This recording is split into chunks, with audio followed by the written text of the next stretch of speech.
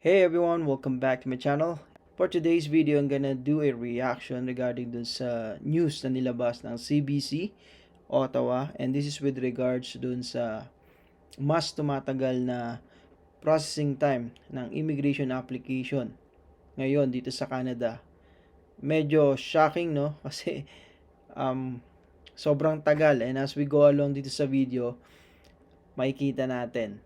And also, yung announcement ni Prime Minister McCartney na in 2 to 3 weeks mas magbabawas pa sila ng mga temporary residents dito sa Canada. Well, hindi yan naman bago yan, no? Kasi for the last 2 years, especially last year, yung sunod-sunod yung announcement nila ng paghihigpit, lalo na sa mga international students and sa mga temporary foreign workers. Kasi nga, sobrang daming intake and hindi na makasabay sa economy ng Canada, as well as yung social services like yung healthcare and then sa mga schools dito sa Canada, kasi nga mas dumaming immigrants, like for example sa mga temporary foreign workers, as well yung uh, past rules ng international students na pwedeng madala yung family nila, including yung children, nagko-compete sa mga eskwelahan, kailangan mo mag apply ng slot dito para may pasok yung bata sa school. And at the same time, na issue ng healthcare, it depends on the provinces and territories dito sa Canada. Mas madaming immigrants, mas marami mga kailangan ng access sa healthcare. Dumami yung volume ng mga pasyente ng doctors and then yung hospitals. Kaya ang daming waiting. So because of that, kailangan nilang gawin. And then yung merong balita na in 2025 marami nang napauwi ng mga Indian nationals. Panoorin muna natin tong video na nilabas ng CBC sa Ottawa.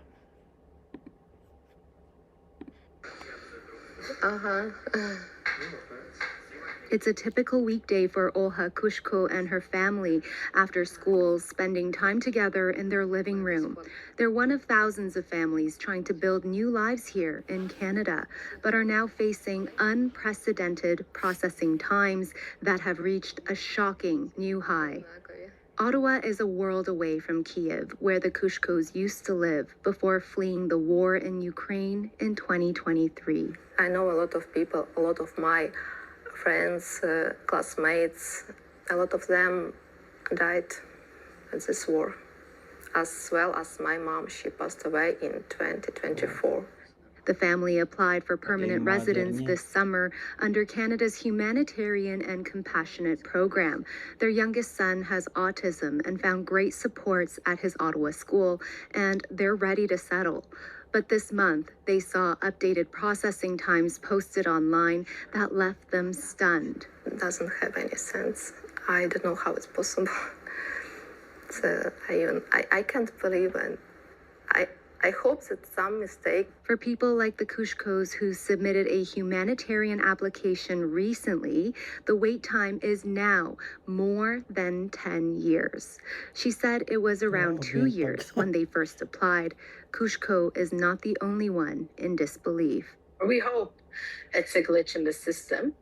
My clients are fully panicked, We're shocked. If this is true, if these processing times are accurate, it's shocking.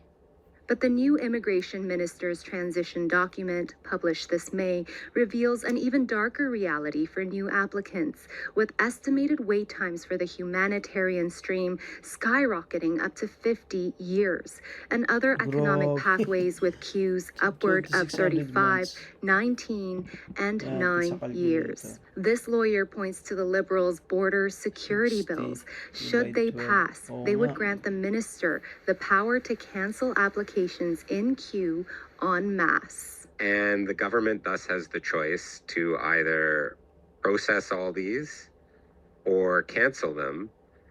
And I think it is becoming increasingly likely that, definitely, I think for the business category, more likely maybe than H&C that they'll cancel.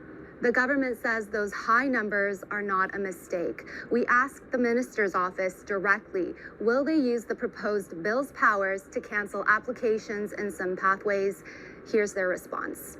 Well, we can't presuppose any future policy decisions, but what I can tell you, we are looking to be as transparent as possible when we share our numbers. We made a commitment to Canadians to restore our immigration system to balance, and the steps that we're taking are designed to do just that. And in a statement, Immigration, Refugees and Citizenship Canada explained how it calculated these lengthy wait times. It's based on the number of applications received and the number of people they're willing to approve. That number has significantly decreased in the past year. IRCC told CBC the Kushko's wait time is what the website says, approximately 10 years.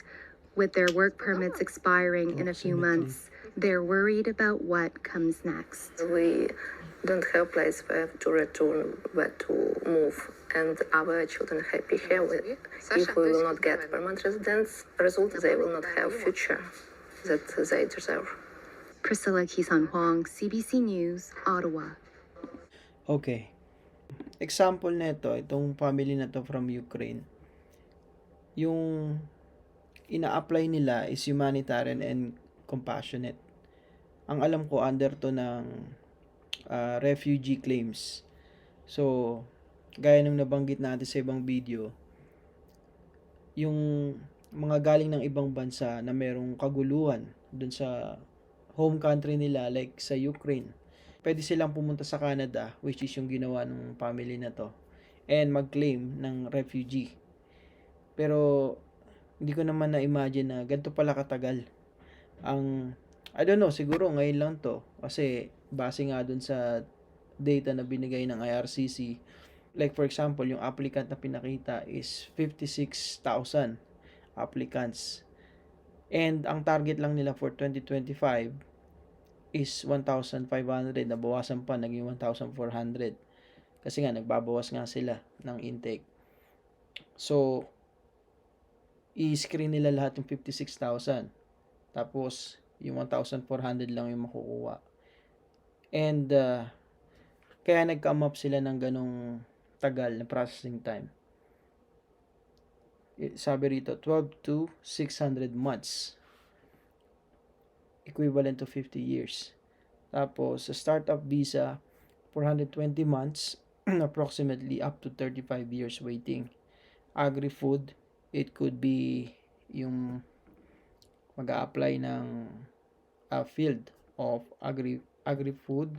Kasama na dyan yung mga temporary foreign workers or businesses. And then caregivers, 108 months. Wow, 9 years. Ang tagal. And other Canada immigration news, as you can see, kaya nabanggit natin kanina, yung pag-announce ni Prime Minister Mark Carney ng Canada that in 2 to 3 weeks, mas mababawasan pa yung temporary residence dito sa Canada. Well, expected naman na yan because the past few years, sunod-sunod yung announcement nila na magkakaroon talaga ng pagbabawas sa immigration ng Canada kasi nagkaroon ng abuse and then sobrang ang daming intake talaga, hindi nila na control, nagkaroon ng impact sa economy and then social services dito sa Canada. And lastly, yung record number of Indians deported from Canada in 2025, so this year. I don't know, hindi natin alam yung figures. Reported yan ng indianexpats.ca. Dami nagsasabi, may mga nag-comment, paano namin malalaman yung kung talagang meron. Kasi nga maraming nag-TNT or tago ng tago rin dito. Nakalahi nila. Majority talaga sila ang nag-dominate dito sa Canada through immigration. And that's it for today's vlog, mga kababayan. If you like this video, please give it a thumbs up and watch out for more.